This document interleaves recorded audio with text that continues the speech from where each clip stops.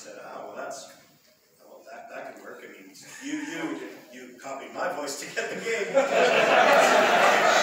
kind of fun that I get to copy your character in the scene. So I asked him if he wanted me to, when we were recording the session, he didn't direct it when we were talking up the top, and from Vancouver while I was there. And I said, okay, well, did you want me to copy your version of Vegeta? Because he does it fairly deeper now than when he first started, which is great. And he said, no, let's do your old school version. Because Ryo Horikawa, the Japanese actor, did the same voice for both. He just did it himself. And Chris didn't want me to copy his deeper version to the old school version. And we'll just make the same stuff together. Yeah, that'll be fun. That'll be good. It'll be straight for the fans. And it turned kind of a dumb filler episode, honestly, into something kind of fun. When the fans sort of was like, whoa, is that the old school? What is happening? So that was really fun. Yeah, it was a blast to do that. Whenever you see Chris, you can thank him for that. You guys about Ed and Eddie. Same thing. I auditioned for every single male role on the show. Everyone. Ed, Eddie, Kevin, all of them. All got nothing. Nothing. And a friend of mine, an actress, was going to audition for the show for one of the female roles, and I was outside of the studio, literally outside. And Terry Clausen runs outside and says, we're still friends to this day, the director of the show, goes, hey, we got this foreign kid character, here's the sides, take a look and then come in and give it a shot. I was like, oh, okay, sure. So I had like 5 minutes with it, and all it said was, a foreign kid, indiscernible accent, not connected to any particular country, and then go. And so I just went in and was like, oh, hello, boy. Like that. So that was it. So all those other times I auditioned, spending hours and hours focusing on the character. Nothing. I just 5 minutes to not get in my head and just run. Sometimes that's when you get them, it's happened almost exactly the same for Ryu from Death Note. I was sent the sides for a bunch of other leads, like Light's dad, a bunch of other characters, but it didn't send us the pictures because sometimes they don't like to send those through email in case it gets out what show you're working on. So they're very secretive about it. So I didn't get any photos. All I knew there was real people, and it was a Japanese anime, totally. And when you showed up at the studio, they put the pictures up on the wall so you could see at that point who you're auditioning for. You could take it home with you, but you'd see, and okay, there's Light having his dad, and there's this detective and that guy. I'm like, oh, who is this demon? That guy looks cool, but I didn't get to read for that. So I went in, auditioned for all the other roles, and I asked the director, Carl, there's this creepy looking demon villain guy out there. Can I read for that guy? And he's like, oh, yeah, sure. I guess you didn't get that guy. Sure, you can do that. He's not a villain, by the way. He looks like that, but he's just this death god. Don't make him like a real bad guy. And I had 5 minutes. And I was like, okay, he looks like a heavy smoker. I don't know what's going on. He probably has a creepy laugh. Okay, go in there and quickly come up with an idea. And I didn't book anybody else except that one. And that's kind of that kind of role. There's been sometimes when I have had time because I had to study a character, that it did work out. One of them was Monsters University video game. And I played, they wanted a Steve Buscemi voice match. You get these a lot of times.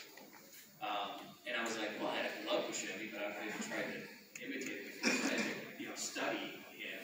And I noticed right away with the video footage that it's like, he's got to be 4 or 5 too many teeth in his mouth.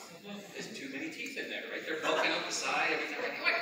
And that, so I did him as almost like, his jaw is wired, and it's like, what are you talking about, Mike? Seriously? Yeah. And then I got the gig. Yeah. But sometimes they ask you to do voices you didn't think you could do or have never attempted, and sometimes it works out. Let's see. We could go. What's one of your favorite things or memories about doing the cons and conventions? Favorite memories about doing the cons and conventions? Well, the best part, obviously, one of the best parts about doing any con is the fans. Actually, this is a little quieter than when we the first couple the Kameha-Cons we've done were massive. We were crazy busy. You don't sometimes even get a chance to have a conversation with them.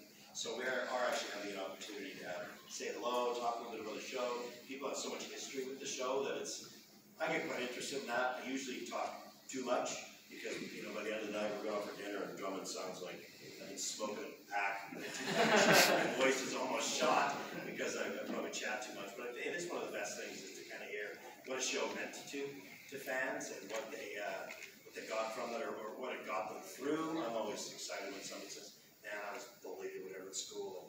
I started watching Dragon Ball Z, and man, those guys were training, so I started training. I was like, okay, where'd this go? The top MMA guys in the country, and nobody messes with me. I'm like, okay, it happens, right?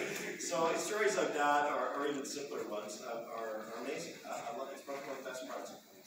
I have to agree. I enjoy Kameha-Cons. I enjoy interacting with fans of the show and having conversations about what it means to them and talking to them in general. And sometimes it gets funny or weird. Sometimes, in a comical way. One time I was sitting at the table, and it was near the end of the day, so the crowds had kind of slowed down a little bit. And some kid, I don't know, must have been about 9 or 10. You know that you see a kid that's that kid's full of that. This kid's in trouble right away. And he's sucking on the churro. Which just visually made it, I don't know, strange. And he walks by my table and he's like,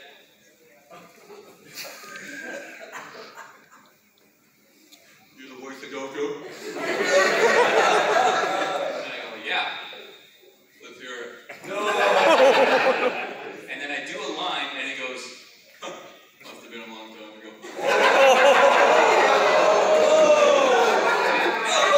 I called security and removed him. Oh my God, I laughed so hard. It's like when you get insulted, like you're laughing at it anyway. Oh, and the coolest thing, you're asking about Con too. You'll remember this. We were at Kameha-Con at the Irving location. I think it was the first or second year. And this is the coolest thing I've ever signed. You might agree. Is some guy come up to the table and he had a full-size VCR. Oh, we were there full-size. Yeah, he's a full-size VHS player, like one of the originals. So it's good. It's a good 9 inches tall, and it's the size of a small coffee table. Like they're enormous. And the guy's like, "Oh yeah, I want you to sign this." I'm like, "Sign the machine?" It's the entire machine, not just the VHS tape, the entire machine. And he puts it on the table, and I'm like, "Yeah." He goes, "No, you got to look inside." So I open up the flap, and it's this homemade VHS tape. It says Dragon Ball Z. And him and his brother played it over and over again so much that the tape died in the machine. And they kept it in their garage for like 25 years. And he brought the VCR to us, and we both signed the VCR. That's cool. Yeah. Yeah. I want to say you were one of 3 other, you were like one of like 3 other voices of Goku during Ocean, if I'm not mistaken, right? Yeah. There's Yes. also James Ward that you and then I think Kirby Marlowe. Yeah. I believe, so how did that work exactly? Like, was it a case of like, because I believe James was first, right? Yeah. Right. And then he was next, and so was it because, how was it, what was the reason? Ian left the show after some time, so that was a decision. I'm not sure if he was busy with other things or whatever, but he ended up leaving the show. So at that point, they held auditions. And me and Ian are similar in cadence. I might be a little bit deeper, but at that time, we were in similar range. So they asked me to come in because they were aware of both of us. We work together all the time. We compete against rules all the time. It's like we're friends anyways. So I went in, and I guess I was close enough and got the role. And then right around 99, 2000, started getting weird because that's when they had come down to Funimation down here. But yet they would still come back up and record some episodes. So we were all very confused because we were never given any warning. They were just like, "Oh, come up, they're doing 500 episodes." I'm like, "Oh, okay. Thought we were done." Like, "No, you're not done." And then they kept going back and forth, very confusing. And then it got to one point where I wasn't available for some reports. And then they left again. And then when they came back, they held auditions, I guess, because they were concerned about timing and availability. And then Kirby took over at that point. So that's how the progression happened. Yeah, Funimation, I mean, Barry Watson, who was the first producer I worked with, who showed up in Vancouver, and he's one of the first guys with Funimation. He's from Dallas. So he was flying to Vancouver to record the show. Vancouver had a great studio, Ocean Studios, had done Rango half of Dragon Ball, and some really early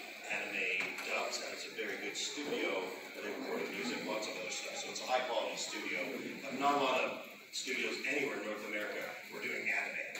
Nobody knew anything about it. So I'm assuming, these are some of the things that when Barry got the right to do Dragon Ball Z, he needed someone who knew how to write for it, how to produce it, make it sound right, how to make it work for television, because you got to change some of the animation, change the dialogue, cover up all the little bare bottoms, you know, all that kind of stuff. And Ocean knew how to do that, from not just the recording, but the post-production work as well. So Barry was flying from Dallas, I believe, to Vancouver to record on a regular basis with us. And then I'm assuming there's probably some cost things that became involved. The show was getting really successful on Toonami. I don't know exactly the reason, so don't quote me on it, but I'm assuming usually it's money. That we're union performers in Vancouver, kind of like the Screen Actors Guild in the US, it's called ACTRA, or UBCP in Canada, it's a unionized guild. Dallas and Texas, non-union. So you could pay a performer anything to do a role here. So my understanding is an ad showed up in the paper that said, after we heard about the Frieza saga, can you sound like these great voices from Dragon Ball Z? And people were like, whoa, that's a show on TV, and they went into the studio, all those actors and non-actors, like I think Sean was a French horn player, and other people who did different things. They were the closest ones, so Sean voice matched Peter, and Chris voice matched me, and everyone else got their roles based off that. And they were paid not a lot. I know they were paid $35 an hour. So you could cut the lawn and make more than they were getting paid. Yeah, they were driving a long way to get paid. Really limited funds, and then the show moved on from Vancouver. But for some reason, Ocean Studios still had the rights to Dragon Ball Z, not Super, but Dragon Ball Z for all of Canada, UK, Ireland, maybe some of Europe. I'm not sure, because we ended up continuing doing all the rest of Dragon Ball Z, which was shown in Canada and overseas. So kids that grew up in Canada heard me as Vegeta for the whole series, and in the UK, there's a guy here from the UK who said, yeah, we could show for all of Dragon Ball Z. But not Super, they didn't have the rights for Super, so I was only part of Super in that copy of Vegeta sequence. That's sort of the stories, and we've never sat down directly with these producers and gone, here are the exact reasons. But if you know production on anything, it's usually money is part of the reason for anything that makes these changes. Yeah. Let's go over the side here. Yeah, so when you guys first started voicing Dragon Ball, did you know it was going to be this massive show, or was it kind of just like, just another paycheck? I mean, you couldn't predict the rest of the internet, over 9,000 views. No, well, there was barely any internet. We were recording this in the early 90s, so, and to be honest, probably the show wouldn't have moved if there was the level of internet that there is right now. Like, you wouldn't, after 80 episodes of a series, say, well, we're changing every voice, right, without people going straight to Twitter and Instagram and think, what are you doing? And losing their minds on producers. They probably wouldn't pull that and make adjustments. But back then, what's a kid going to do when he's 12 and coming home to Toonami and going, well, everybody sounds different. I'm going to write a letter to, I have no idea who I'm writing a letter to. I can't even write that well. So I mean, I remember when I was a kid, like when I sat down, like that part where it just cuts off right when you guys change, I'm like, what happened? Goku sounds a little bit different, more like an American. We didn't know anything about it though. Like I knew very little about anime, except maybe the only big one I knew was I knew Speed Racer. I didn't really know it was called anime, and like Akira I'd seen in theaters, which is incredible. But that's probably all I knew. Maybe a couple other shows which I didn't know were anime, and I knew nothing about this show. I thought it was another paycheck. I think you want to do your best on any job that's another paycheck. We still try and do our very best because something could be big. And a lot of other Japanese projects were starting to come through the city, through the recording facilities. Like I did Key to Metal Idol, Devil Kings, which is a video game a little bit later on. But there were Japanese origin projects that were starting to filter through. But we had no idea that Dragon Ball was going to become anything close to what it is. I mean, neither one of us outside of doing Copy Vegeta, we last recorded in, over 20 years ago. So that's why it's still cool to get invited to these things. That people still appreciate what was done back then. And, thank you for having us based on that.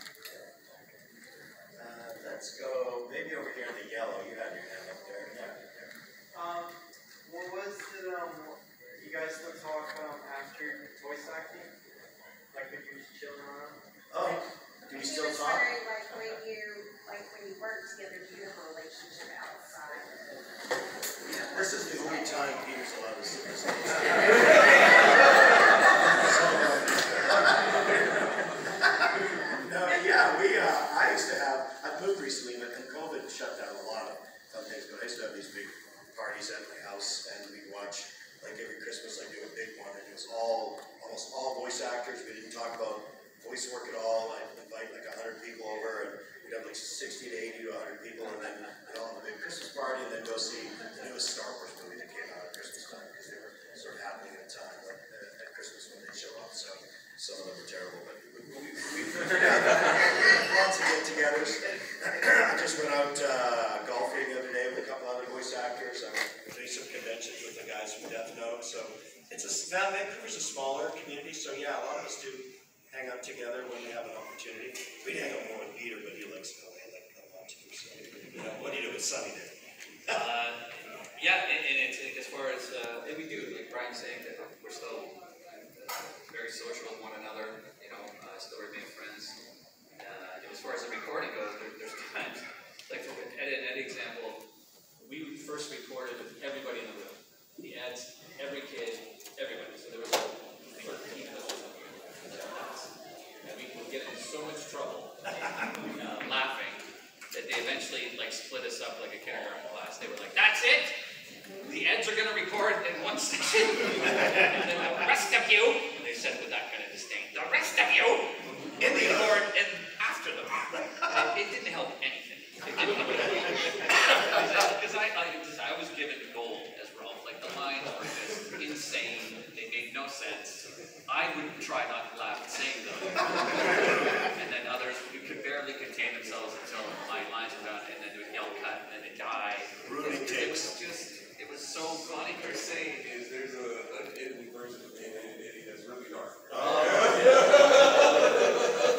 can neither confirm nor deny. You'd be surprised at some of the shows that get the silliest and the darkest and that go south the quickest are like preschool programming. Preschool shows like, you know, Coco Melon or something like that. And you're like, whoa, what are we talking about here? The jokes get raw. Let's see, better check out from Nathan back there. In the Funimation dub, when they introduced Vegito, he has two voices. When you did it, it was just you imitating Moro. I was wondering, what would it sound like if you and Kelamis did Vegito saying, "Call me Super Vegito"? We did it together. Wow. Yeah, so yeah, because Vegito, I did it by myself. Yeah. So it was me just sort of trying to sound like Kirby was doing this time. What would it sound like if we said which? Call me Super Vegito is when he transforms. Oh yeah, well, so together, Call me Super Vegito? Call me Super Vegeta!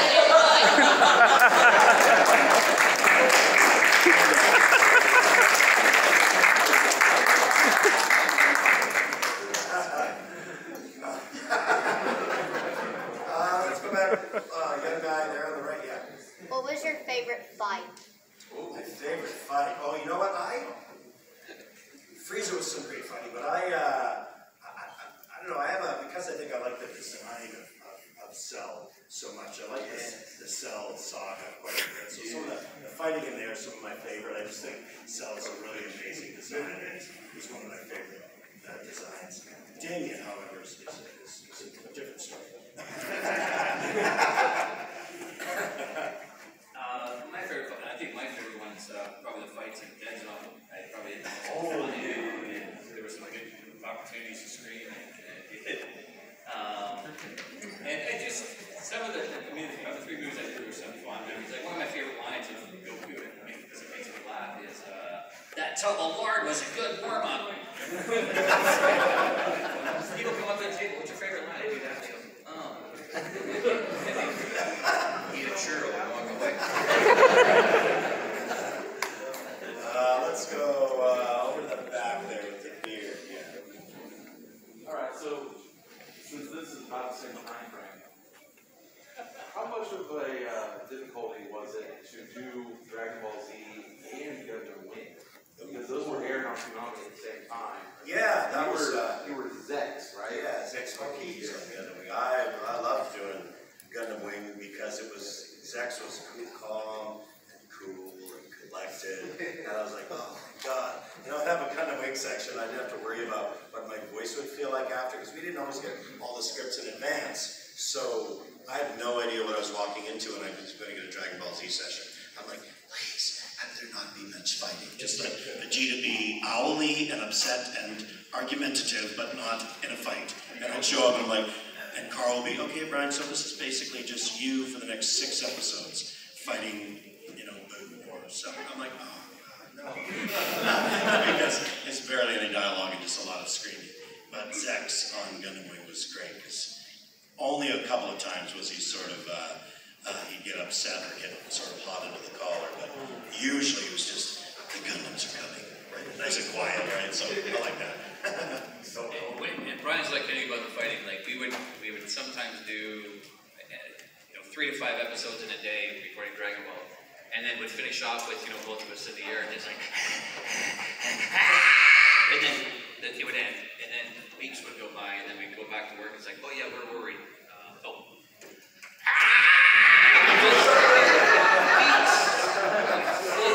Yelling and breathing. Yeah. I think we probably have time for one more question because let's see. 3:45. Oh yeah, we better. So maybe we'll do 2 more. Let's see. Okay, we got to Nathan or whoever we have in the front, and then maybe in the Goku, but in the orange. So this one, and then back here in the orange after. So what have you guys enjoyed the most about playing Goku and Vegeta? What have we enjoyed the most? Honestly, I found doing the show difficult because of all the screaming and fighting. He's a great character, and the story arc is amazing.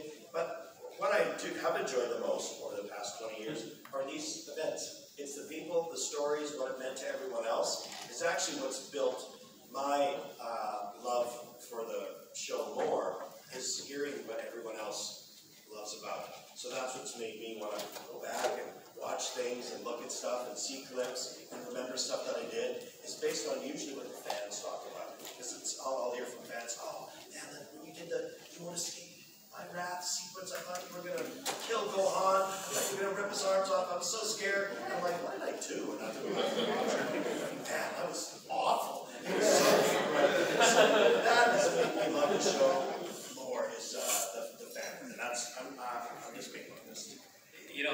And not to sound sucky, but I totally agree with Brian that it is the fandom, and I run into it in strange ways. Like for me, flying out to conventions, I always have like a bag that I check and a bag that I carry on, but I bring like heavy stuff like Dragon Balls usually, and hunks of wood, and I get strange. And like one time I had the carry-on bag, and of course when you put it on the conveyor and all of a sudden everything's fine, all of a sudden it goes to the other one. Damn it. I get to it, and there's the security person there, and she's this younger gal, and she's like, looks at the X-ray, and she just opens it up, and they're in a Target bag wrapped up, there's nothing fancy, and she just pulls one out, and she just goes, Dragon Balls? It was like, really? And I go, yeah, and she goes, I love that show. You put out your boys at that point or something? You know what I did once, actually another time, again, Dragon Balls again, and there was a security gal there, and she, took up the Dragon Balls, she knew it right away what it was, she said, oh, Dragon Balls, and then she undoes her uniform, like just moves the badge over, and then she pulls out this Goku necklace. And she's like, oh, and I go, oh, you are a fan of it. And then I got through on the other side, and as I'm putting my stuff together, I signed a print, and I kind of slid it through. Not to look like I'm bragging. Maybe you look the other way. But anyway, she goes, oh my gosh, you made my day. And it's just like these little moments along the way when you don't expect it. Anytime on a global level, you can make somebody's day by doing something small like that. Yeah, absolutely. And one more in the orange. Okay, this one's for Peter. Were you ever offered the chance to play Goku Blank? Because when Brian came in as Copy Vegeta, which was an amazing surprise, there was a lot of speculation that Return of Goku Blank just corresponded like Conchip and all that. I was pretty disappointed. It's a delicate question to answer because it was at first-hand account that it was heavily discussed, and I think people wanted it to happen. I never got the chance to have it officially offered to me, but it was kind of stopped in its tracks. So That's what I'll say. Yeah, I would have loved to. Based on the fact that, Brian kind of being introduced to another full generation of Dragon Ball fans. A lot of people do them anyways, but being introduced to a whole new generation, I thought was just really cool, and it was such an interesting thing that I would have loved to have done it, but unfortunately didn't. Well, that's about all the time we have. You can feel free if you didn't get a chance to ask a question here. We have our tables inside until, what's it go till today? 8? 6 o'clock, I think. Yeah, so we're there till 6, and then we're here all day tomorrow too. Pretty much. So come by. If we didn't get to your question, you're welcome to come up to the table and ask us. Thank you so much.